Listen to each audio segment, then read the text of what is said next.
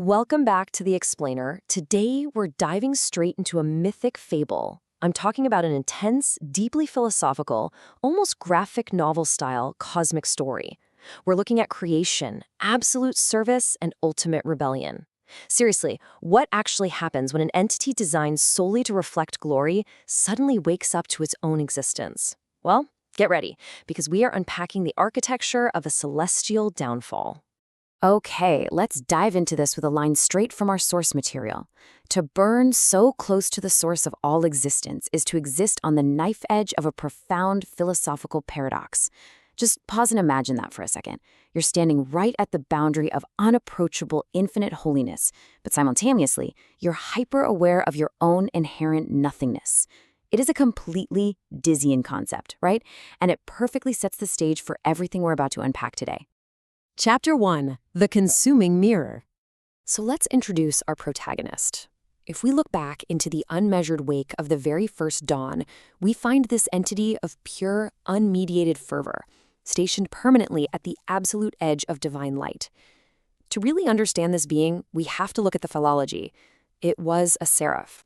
And that word translates from the Hebrew root seraph, which literally means to burn, to consume, or to reduce to ash. So this being wasn't just, passively standing around reflecting glory. It was a literal living furnace fueled entirely by raw, kinetic, divine holiness.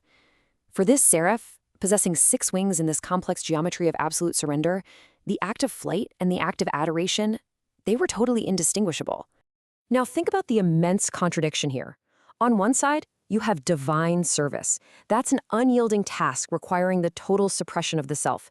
It creates this ontological blindness, basically a complete inability to perceive anything other than the throne.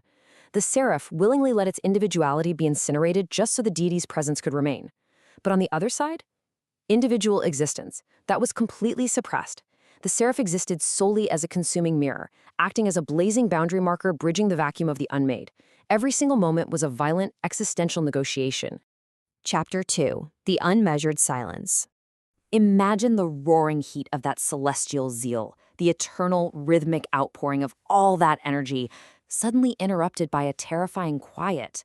Up until this point, the seraph's absolute alignment with the cosmic order meant it had no interior monologue whatsoever.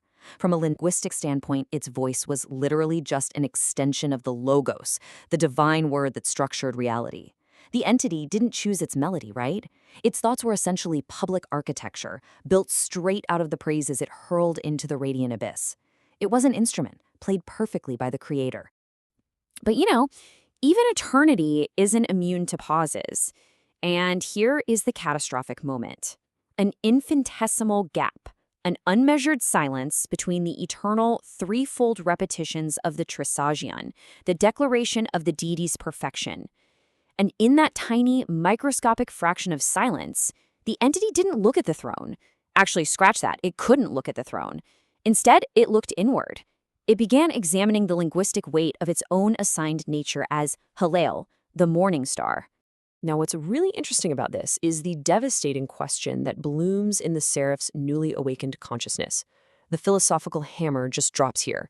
If the deity is entirely self-sufficient and requires literally nothing outside of himself to exist, then is this eternal, agonizing self-immolation just an arbitrary cosmic performance?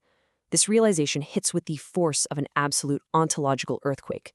It introduces this pure creeping nihilism, the terrifying thought that all this structural integrity, all this burning, might ultimately be for nothing. Chapter 3: The Philosophy of Defiance.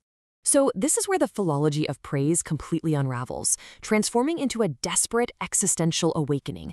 We really start to see the tension shift here.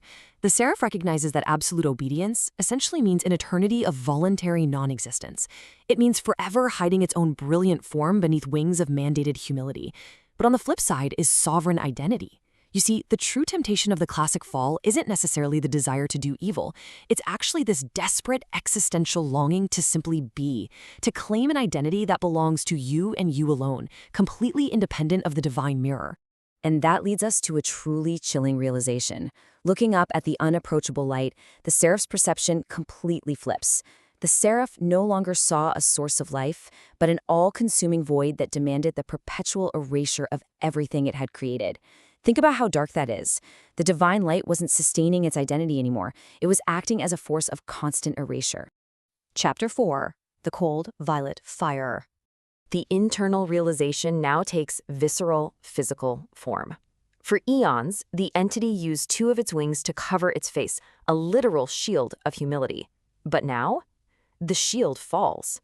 The seraph quietly folds those wings back, exposing its eyes directly to the raw majesty of the deity. And the most incredible thing happens. It wasn't struck down. It found that it could look upon the very center of all things and maintain its own distinct, unyielding will.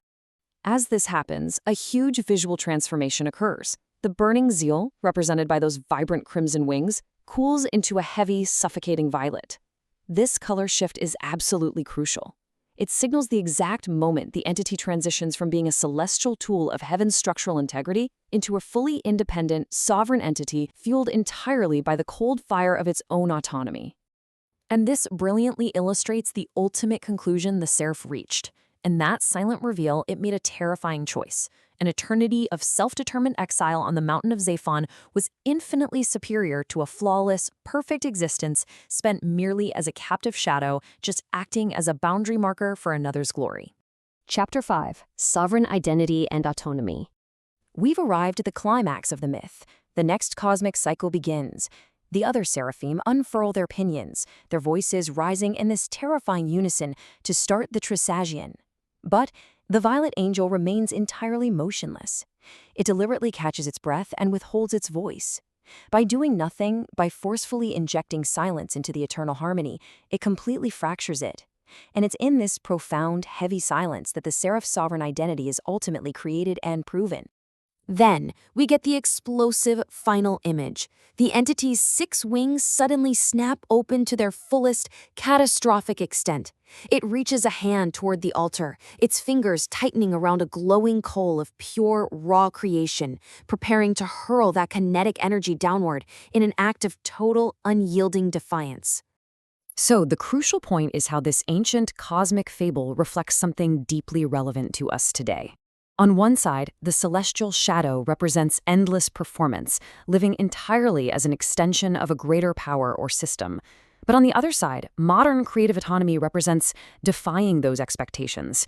The seraph's self-determined exile mirrors the modern creator's fight for independent identity. I mean, we often find ourselves fighting against acting as mere mirrors for corporate structures, societal expectations, or algorithms, right? We have to choose the difficult, sometimes isolating violet fire of our own creative autonomy instead. Which brings us to our final thought for today's explainer. I want to leave you with this. What is the ultimate cost of claiming your own identity versus living as a flawless reflection of another's design? The seraph chose the cold reality of autonomy over the warm illusion of being a perfect, captive shadow. It's a seriously heavy burden to claim your own existence. Thank you so much for joining me on this deep dive into the architecture of rebellion. Keep questioning, keep learning, and I'll catch you in the next explainer.